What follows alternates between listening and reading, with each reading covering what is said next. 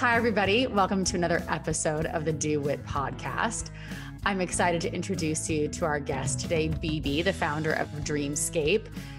And as always, BB did not get any questions ahead of time. This is a real talk in real time with a real teen entrepreneur. And we like to sometimes start or end with just some rapid fire questions so that the people listening and watching can get to know you a little bit better. So let's just get that started. Go ahead and tell us where do you live? I live in Virginia. Okay. And what grade are you? I'm in 12th grade. And your favorite color? Probably like green. And what is the show that you're currently binging right now, if any? Gilmore Girls. Gilmore Girls. I've watched it so many times. It's easy to pick up and watch. What about your favorite snack? Probably just fruits. I love fruits. Okay. And do you have a song that gets you just like pumped up when you're about to do something that maybe is big for your business or exciting for you? Do you have a song that just kind of gets you ready to go? Not really a song, but I do have like a playlist with a bunch of like motivational songs. Oh, have you ever thought about sharing that with your followers on Instagram? Yeah, maybe once it like grows more. Okay. And tell us something that you're grateful for right now. Right now I'm just grateful to like have the opportunity to like start my own business because I know a lot of teens don't have the resources to do so. And I got lucky enough to have that. Okay, well, that's actually a really interesting place to start because I feel like you can start with nothing. I mean, you really can create because there's so much free stuff out there to the teens that are listening and watching that when I was starting my business 10 years ago, I mean, I had to pay somebody to design my website. I had to do Canva didn't exist, even though I know that makes a lot of graphic designers cringe, but there were so many things that we had to pay for. And now I feel like there's so much free stuff to get started that you don't really have to have money right away to get an idea off the ground. BB, do you agree or you don't agree? Yeah, I actually do agree with that because I feel like I also didn't have that much, but I feel like people don't know that. So unless they have the resources, they don't actually go out of their way and do it. So yeah. Maybe they don't have the awareness of the resources that are out there. Talk to us about when you got started. I mean, I know how old your business is. I've done my research on you, but go ahead and tell us how long you've been running your company. Yeah, so my 1 year anniversary was just like a couple days ago. So it's been like a couple days over 1 year. And at first I started off by just like scrolling through Pinterest and I saw like, I like to look for like outfit inspo and stuff on there. So I found like someone wearing like this really cute cheetah bag and I was like, I really want that. So I decided that I wanted to make one because all the ones that I saw online were either like super expensive or like their like company wasn't the best sustainably wise. So I didn't want to support their business. So I decided I would make one and then I posted one on Depop first. Well, I didn't actually make it yet. I just posted like an interest post and I was like, would anyone be interested in buying this bag if I decide to sell them because I'm making myself one. Okay, let's stop there just to clarify because there's going to be some people listening that don't know what an interest post is and don't know what Depop is. So do you want to tell them what Depop is? Yeah, so Depop is like a buying and selling app that like teenagers use to like sell mostly like their used clothes or they like source vintage clothes and resell them as a business. Okay. So yeah. And what was your other question? The other one is what an interest post is. So you didn't go out and make the product and then take a picture of it. So what did you post? So first I just posted like the photo that I found on Pinterest. Okay. And I was like, would anyone be interested in me remaking this bag? Because I know it's like for sale for like $80 or something right now. And then like a bunch of people commented and they were like, I'd be interested, I'd be interested. And at first I wasn't sure like if I'm gonna do this 100% until someone actually bought the post, which like I just labeled it as like $30 at first because I didn't really know. Mm-hmm. And someone bought it and that kind of like forced me to make them one, which Yeah. I'm actually thankful for now because I feel like if they didn't buy the post, Mm-hmm. I wouldn't be able to like actually do it and go out of my way to do it. So after they bought the first post, I made the first bag and I immediately like told my mom to like take a photo of me wearing it and stuff. And I posted it. And then after I posted it is when I started getting more sales and customers. And then people requested more colors and more styles. So that's kind of where it all started on Depop. I think that's really interesting that you're aware enough that it was the catalyst, was the person, I'm assuming it was a girl that said, like, that bought the post, that you were like, oh my gosh, well now I actually have to do this because this is real money and they're expecting something Yeah. in return. How did you feel? I mean, do you remember the day when, what is it, like an alert on your phone? Did you log in and see that how did you find out? Yeah, like Depop sent me a notification like someone bought your post. And I was confused because that was like the only post I posted. And then I was like, oh my gosh, someone bought it. Like, what if I can't make it? Because I haven't even Mm. made one before. So I was kind of nervous, but I was still excited. And like, even I feel like I wouldn't even make myself one because I would be like too busy or whatever. Mm. Yeah, for sure. I mean, well, that's why people, we can get into this a little bit later, like when it comes to self-care, like people sometimes are better at taking care of other people than they are Yeah. themselves. And in this case, you were more inclined to then make the product for somebody else versus making it for you, even though that was the reason you wanted to do this thing to begin with, was that Yeah. you wanted the bag. How long did it take you to make that first bag for that customer? I think I took time on my first bag, so it took me like a whole week to like research and learn how to do it because I wasn't even that experienced with sewing. I mean, Mm-hmm. I would still like tailor my clothes a little bit, but like that's the only experience I really had.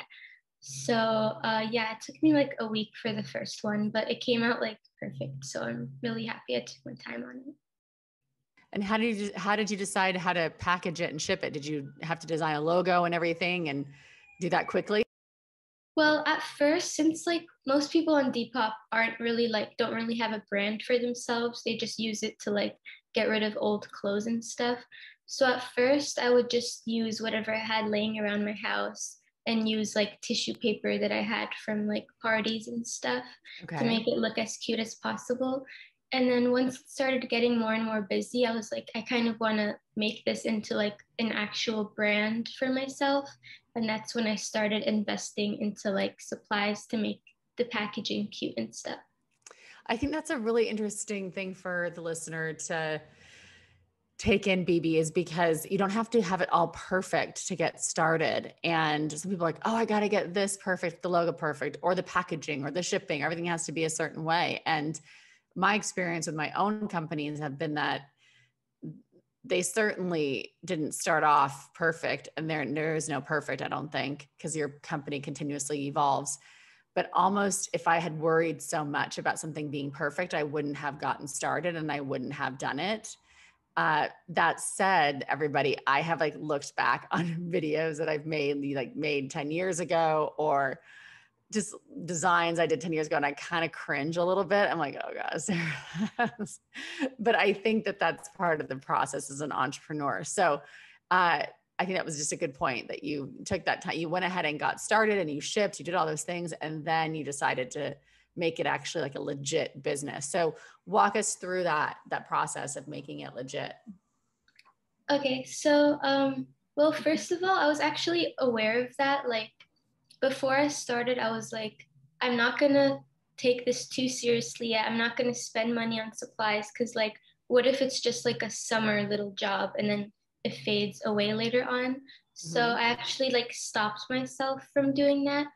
And then once it started getting like more busy and stuff, I decided to like open up an Instagram account And then I started gaining a lot of followers on there by sending stuff to like influencers and hosting giveaways and stuff. And then that's when I decided to like make a website instead of Depop, because Depop does take a percentage of your earnings.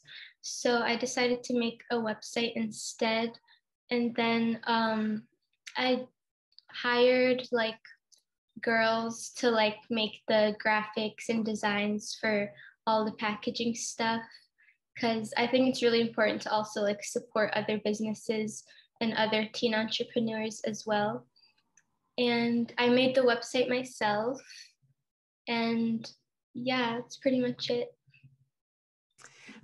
Talk to us about the challenges that you had along the way. The biggest challenge I had, I think, was like making a bunch of bags for a bunch of people, because it took me a long time to do that in the beginning. Now my like aunts help me with them because they're also seamstresses. So like they sew some, I sew some, and then like it's easier. But in the beginning, I think that was really hard for me to keep up with all the orders and stuff. Are you paying your aunts, or how are you compensating them for doing that for you? Yeah, they're like basically like they don't have other jobs, so like they work for me basically, and I pay them a really good amount. That's great. How does that feel to be supporting family members?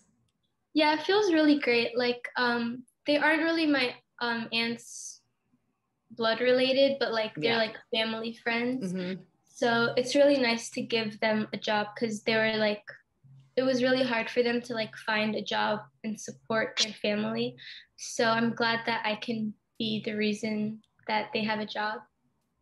I think that's really special. I think that's kind of the dream as an entrepreneur, is that you're creating something that then can eventually provide jobs for people who can then provide for their families. So I think that's really amazing that you're already getting that experience. It's very cool. Okay. So sounds like the biggest challenge was, how do I deal with all the orders coming in? Was that like, so you had success right out of the gate. You weren't like wondering, oh gosh, are people ordering or not? You've had pretty steady success the whole time. Yeah, I actually think the climax of it was like last quarantine. Like that's when it was the most busy, because that's when the bags were the most popular. So that's when it was like really hard for me, because not only was I getting like a bunch of orders a day, but I also was making all of them myself. Now, not only do I have like seamstresses, but I feel like it's also slowed down a bit because I'm creating new products and stuff. That's interesting that purses were selling a lot during quarantine because people weren't going anywhere. Any idea? Yeah, I think it's because it was like the beginning of quarantine. So people were like, oh, it's going to be over soon. But then, yeah.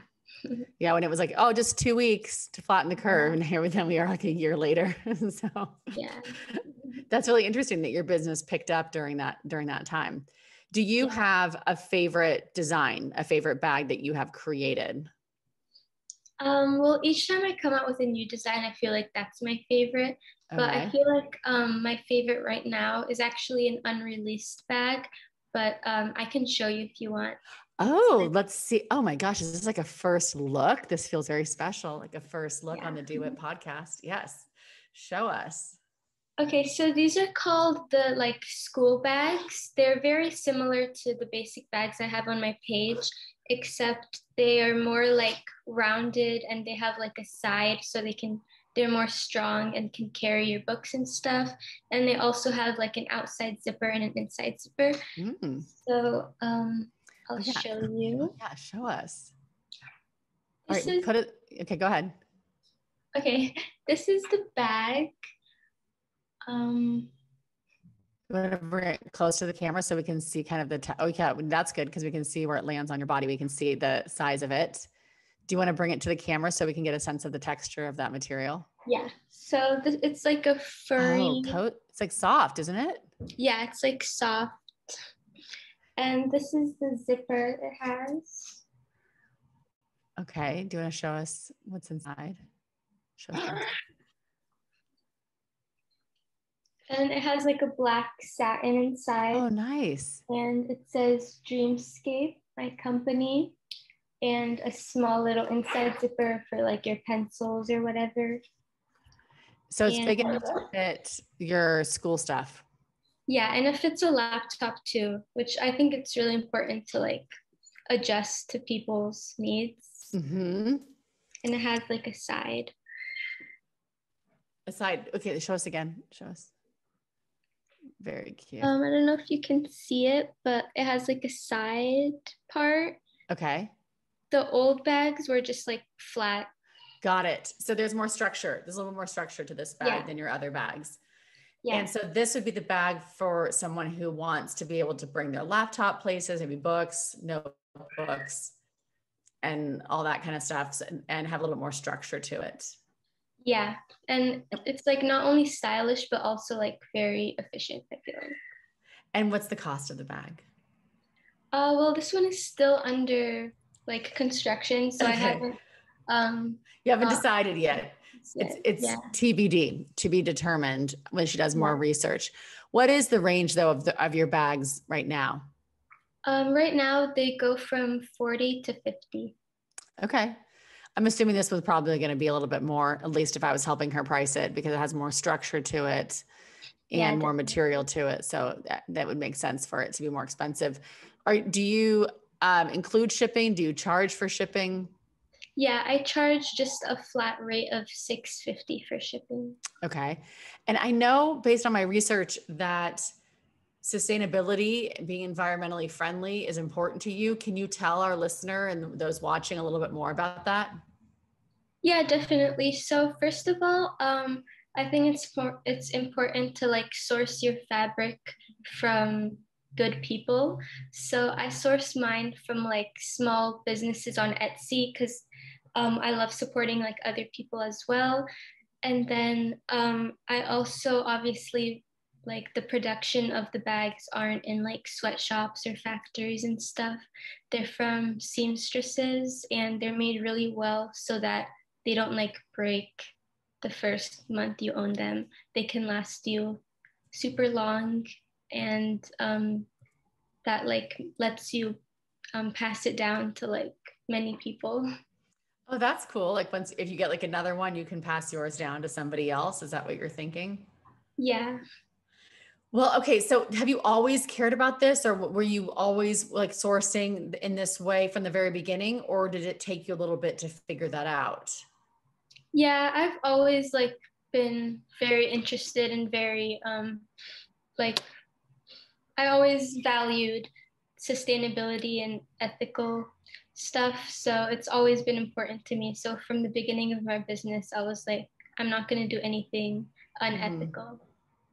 Yeah. And then I would also say that because there's people start in different places, and sometimes, and I would even say this almost unfortunately, to be environmentally aware, or to have like to be able to figure out the right products to use to be a sustainable organization, it can sometimes take time. And it sounds like BB got it right, like right out of the gates. But I know many companies and many young entrepreneurs who sometimes in the beginning they can't quite do that, and then like maybe they're using plastic, and then eventually they end up finding like a company that has been like they can use different materials for their packaging. So just know that it's a journey. Like you're not always going to start right out of the gates having it all figured out. Is all your packaging also sustainable, environmentally friendly? Right now it's at the like cards are actually not. I'm still trying to find a good company. Yeah. So I also ordered that like at the beginning of my business. So that kind of shows what you're talking about. Like you don't have to have it all figured out. Totally. There's such this thing about, I mean, when I meet either older entrepreneurs or younger entrepreneurs, that they have to have everything so perfect, and it's not realistic or possible. And I feel that once you get your company out into the world, then you can figure out what people want. And it sounds like you do a good job of that, BB. You said this new bag that you've created is in response to people saying that they want something like this, or maybe even you wanting something like this because you're a teenager. I mean, you're going to school. So I think you've done a good job listening. Do you ask for feedback from your customers, or how do you figure that out? Yeah, a lot of the time I like put Instagram polls or ask comments in the description of my Instagram posts, Or people would just DM me and they're like, oh my gosh, you should make this kind of bag or this kind of bag. And I take note of that. And okay, so when on the podcast, we talk about obviously the business. I think it's really important for young people to have a platform that's provided by an adult that you can really talk about your business and get people to see what you create. And we can even look at more of your products later in the podcast near the end if you'd like. I also just want to talk about what life is like to be a high schooler and be a teen entrepreneur. Have you found a way to balance both? Has that been easy for you? And if you can just speak to that. Yeah, so like I'm a senior in high school, so it's obviously very like difficult right now. But luckily everything is online, so it's very easy for me to like schedule everything and do things at a certain time. So I was just like, school lasts from like 8 to 3. So from that time, I just focus on school. And then from like 3 to 6 is when my mom works. So that's when I do all of my schoolwork and finish all my homework and stuff. And then the rest of the day, I'm kind of like a night owl. So like from 6 p.m. to like night, I just focus on my business. Till night, what does that mean? Is it like till midnight or how late are you staying up? Well, it depends on the day, but yeah, it's usually like midnight or later. Yeah, I mean, I don't know, the teens tip. For me, it's always hearing about how much homework teens have and then how crazy that is to be getting the homework done, plus diving into the business, that can kind of Yeah, be a lot. homework is a lot, but I'm so lucky that I'm online school. Like, even when I was in person school, I wanted to be online so bad. Like, I would like always ask my mom and stuff, but we never got to do it for some reason. We just didn't get around to it.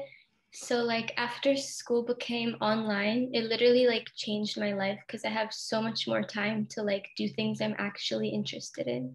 Mm. So that's been a silver lining for you. We like to think about like that. Like, what is a silver lining? Like, what's been the good thing that's come out of kind of a hard situation is that you got to go Yeah. online. Yeah, definitely. I feel like online also like forced me kind of to make something out of a difficult situation. Mm-hmm. So did you just not like in school, like going to school? Was that like I think it just took up like so much of my time, like just unnecessary time. Like lunch would be 1 hour, and then the teachers would like talk for 30 minutes about like things that weren't relevant. And then I would come home and like I would have to like relax a little because I was so tired mm-hmm. for the day and eat food and nourish myself. And then like I look at the time and it's so late and I still have a bunch of homework to do. So I literally had like no time at all.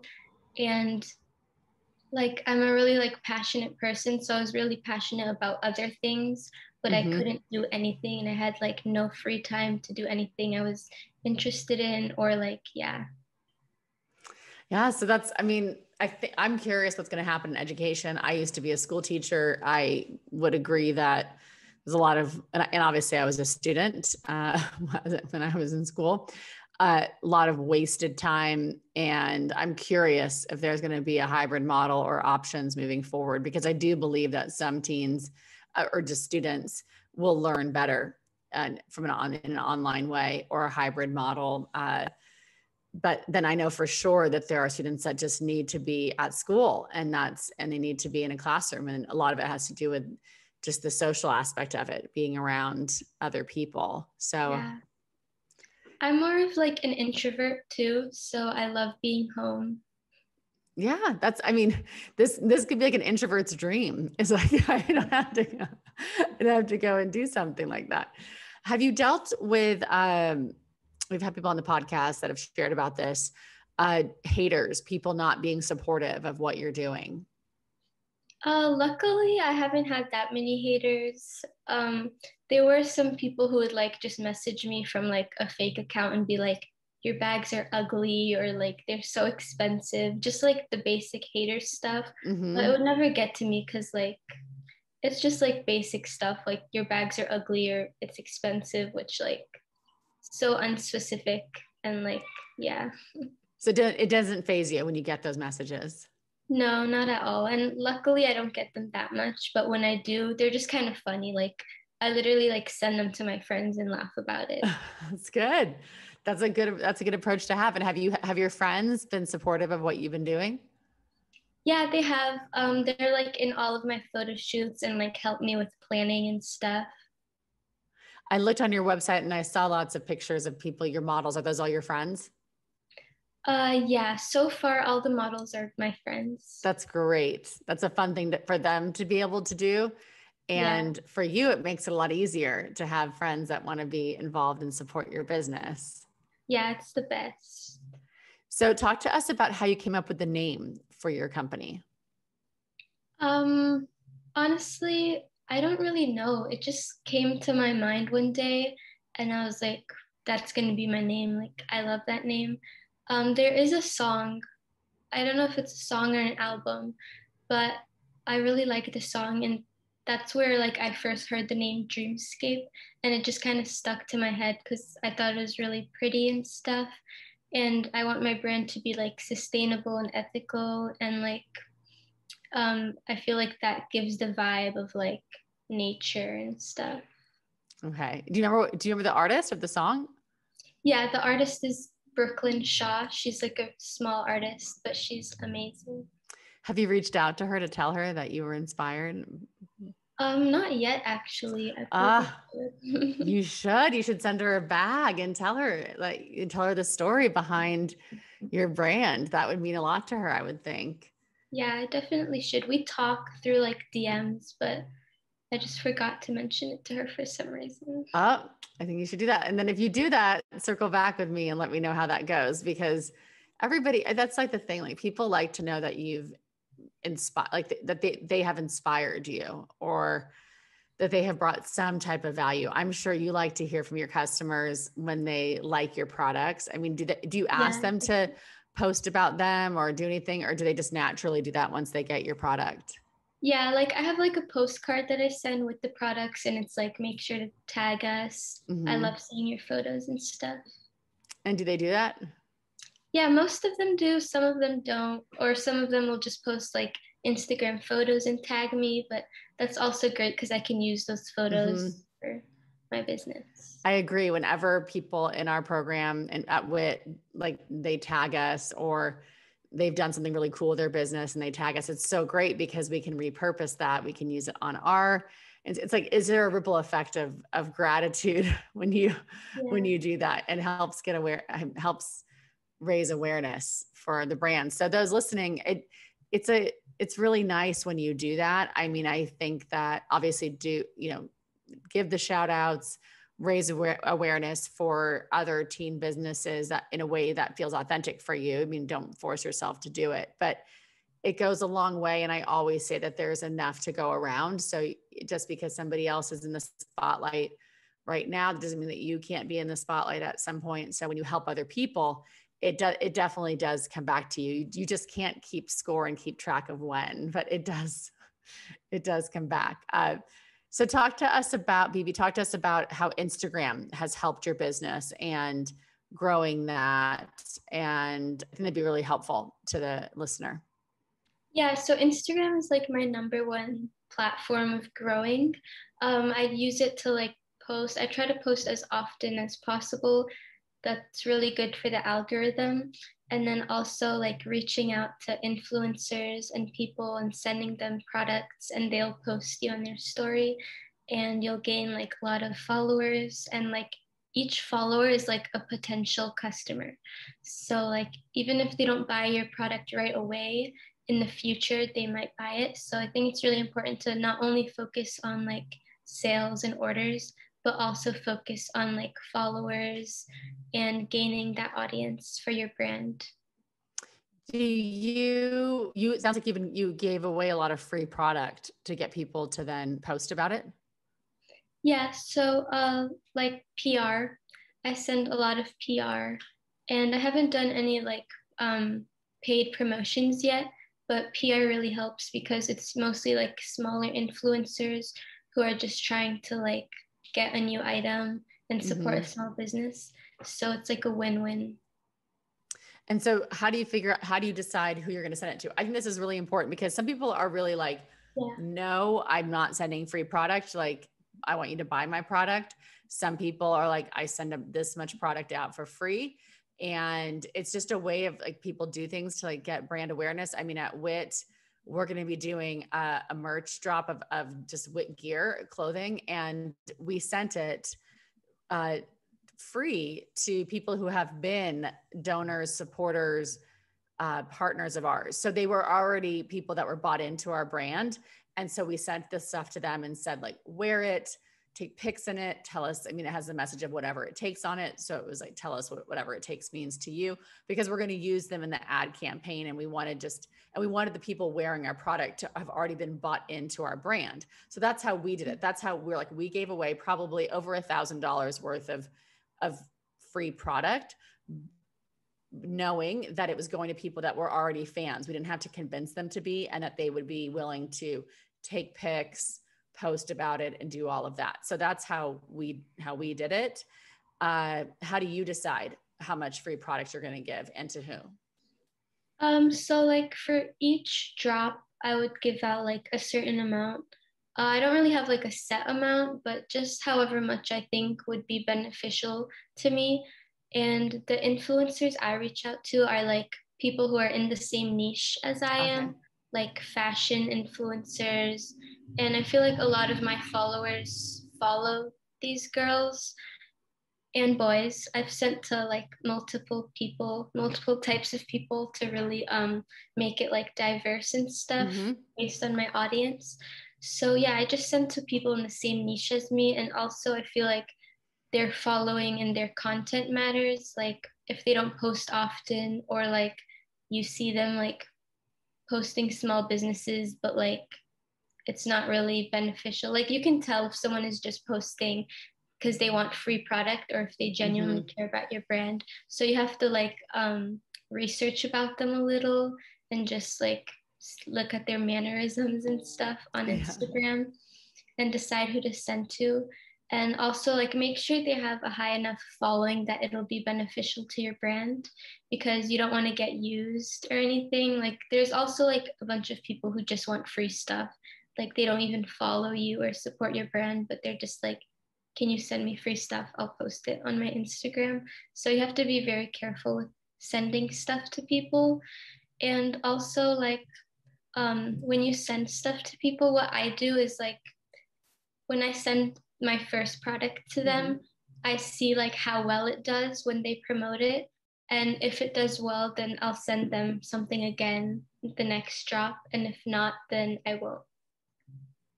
How do you guarantee they're gonna share your product if you send it to them for free? Well, most people, like other brands I've talked to, they mentioned they have a contract, but I just use trust. Like usually I'll get to know the person I'm sending product to beforehand and make sure I can trust them and stuff, and like make sure we're on like a friend basis. So yeah.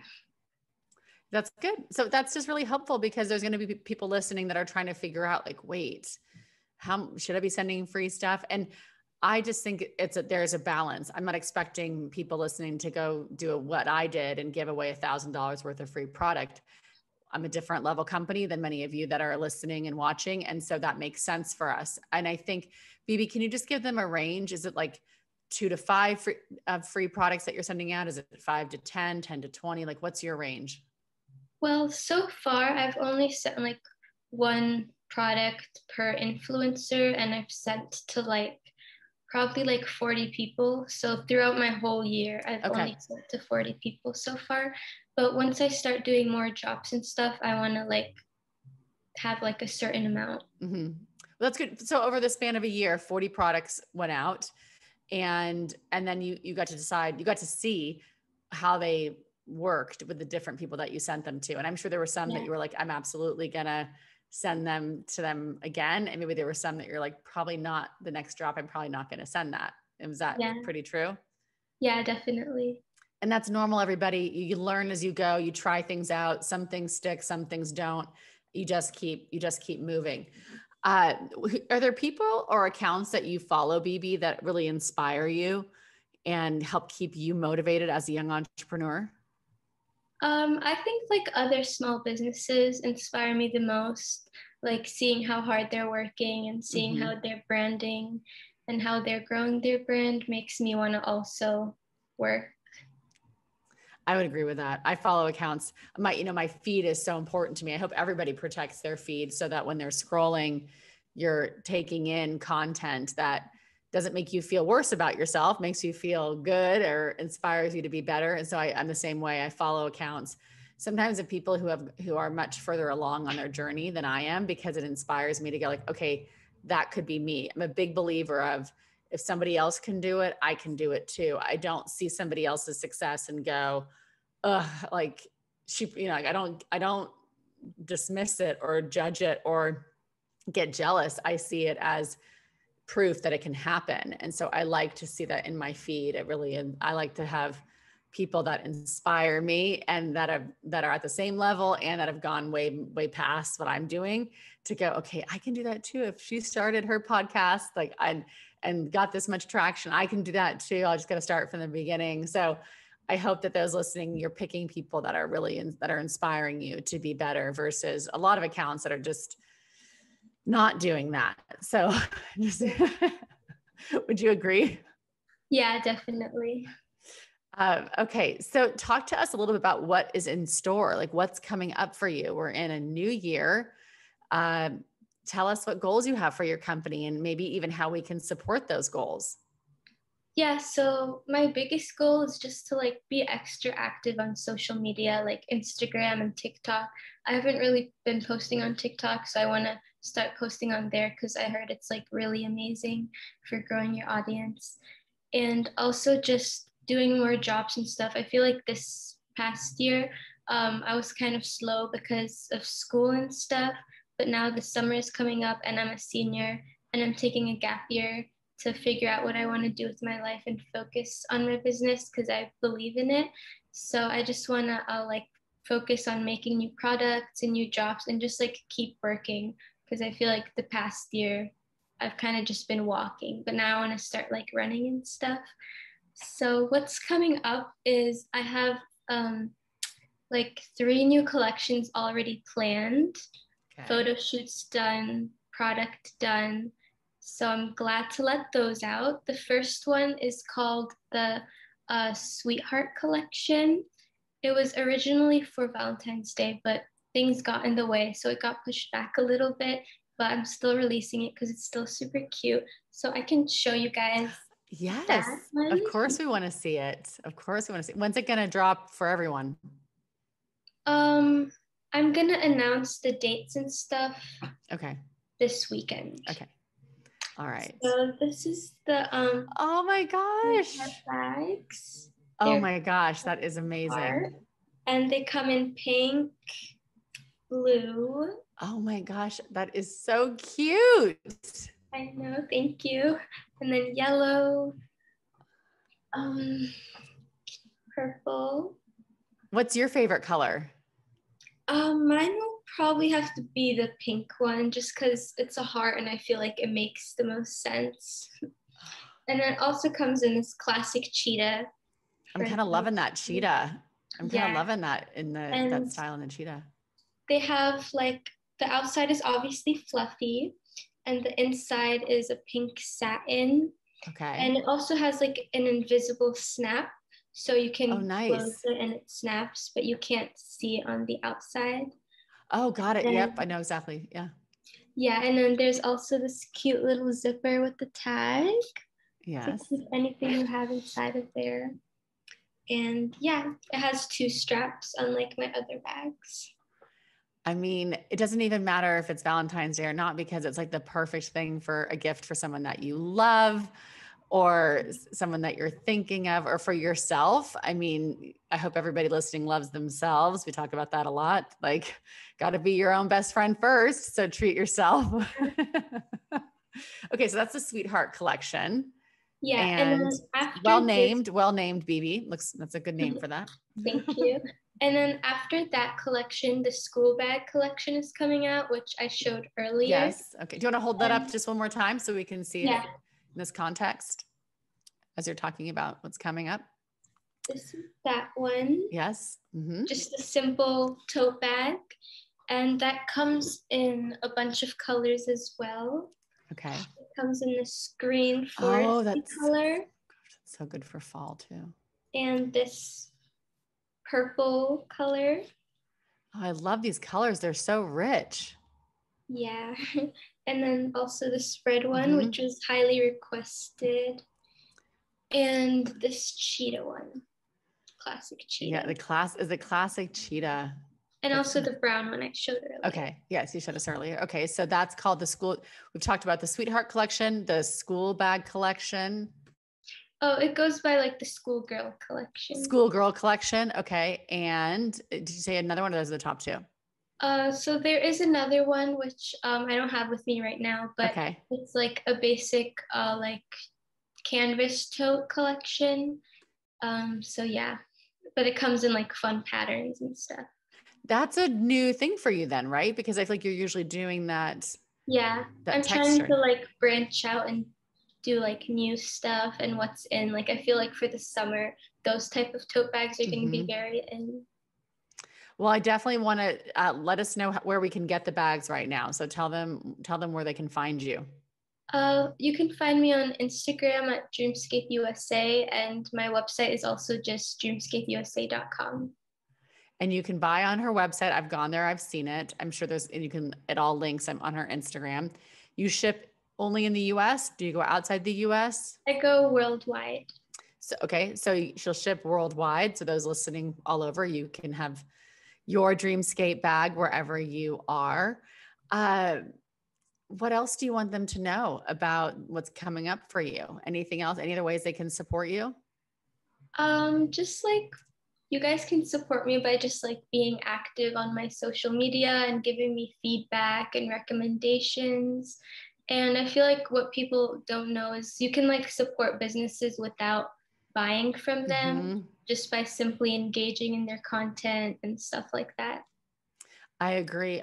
It's so, in some ways, it's so easy in quotes to support small businesses. I mean, even with this podcast, we're just like, hey, if you can subscribe to our YouTube channel, because when we get more subscribers on YouTube, we get more access to different things from YouTube. If you support us on Instagram, but just by following or liking the post, that brings more awareness. And for us, the more awareness and support we get, the more adults and other organizations will take teen entrepreneurs seriously. So that's what I'm always saying. Like the more we can get support from teen entrepreneurs and sharing what we're doing, the better, because teen entrepreneurs will be taken more seriously by other people if they see that there's actually a following and people are actually listening to teen entrepreneurs on a podcast. So that's how there are easy ways. You can go like Dreamscape, you can follow, you can look at her posts and engage in her posts. She does do, she asks for your feedback and your idea and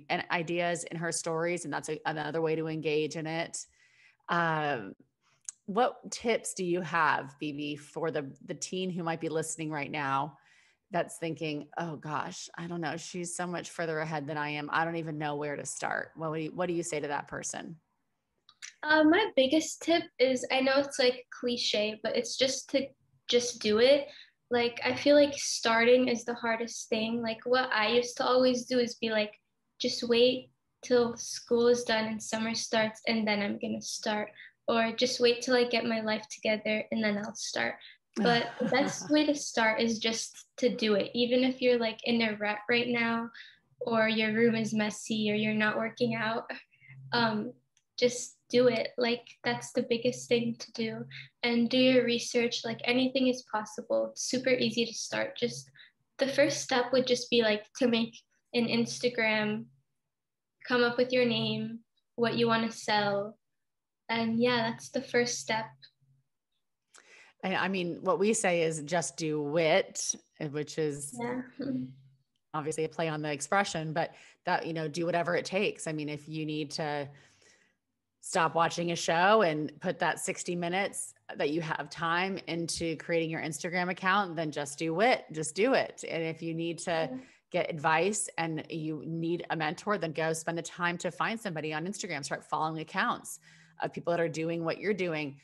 it doesn't, if you want to make bags, you can make bags too. I always tell people like there's plenty of coffee shops and there's not just one way to sell coffee, even though, because you got Starbucks, you've got Coffee Bean, we've got Pete's. I don't know. I mean, everybody has their different coffee companies around in their town. So there's lots of choices for coffee. There's lots of people that can make bags. There's lots of people who can create a t-shirt company, but that doesn't mean that you shouldn't do it. You shouldn't put yourself in the ring and give it a shot. I think it's so great when teens decide to take the steps to become an entrepreneur, because you can learn so much about yourself and so many life lessons that you cannot learn in school through the experience of being an entrepreneur. And I think, Bibi, you would probably agree with me. You've learned more in your business than probably you've learned at school. Yeah, definitely. I'm a big believer in like school is like not necessary. I mean, I'm still going to college, obviously, just as a backup, but I feel like if you're not into college stuff, that's totally fine. And you could do other jobs like be an entrepreneur or real estate or whatever you're interested in that doesn't require college. Yeah, that's an interesting point, because I think, I mean, in college, the cost of college is so insane. And so if people are going into debt to attend college, I think people should really be thinking about, is the college going to give me what I need? And a student should really put themselves in the position of being the customer and evaluating, is this 6-figure investment really going to give me what I need?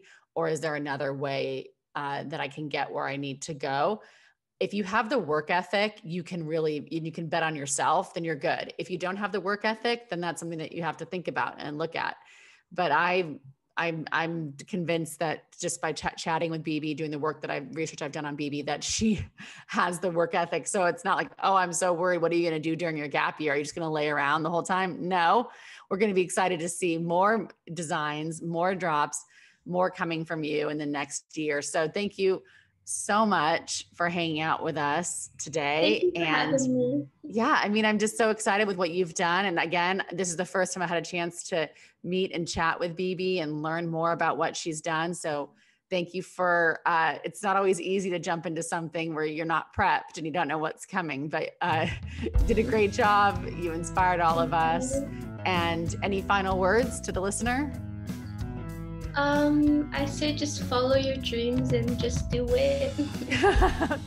Thank you for listening to another episode of the Do WIT podcast. If you got something valuable from this experience, which I hope you did, please feel free to share with your friends, comment wherever you're listening to this or watching this. And also don't forget to follow along on Instagram at Do WIT Podcast, subscribe to our YouTube channel at the Do WIT Podcast. And also just remember, your ideas matter. You're never too young to make a difference. Just keep doing WIT.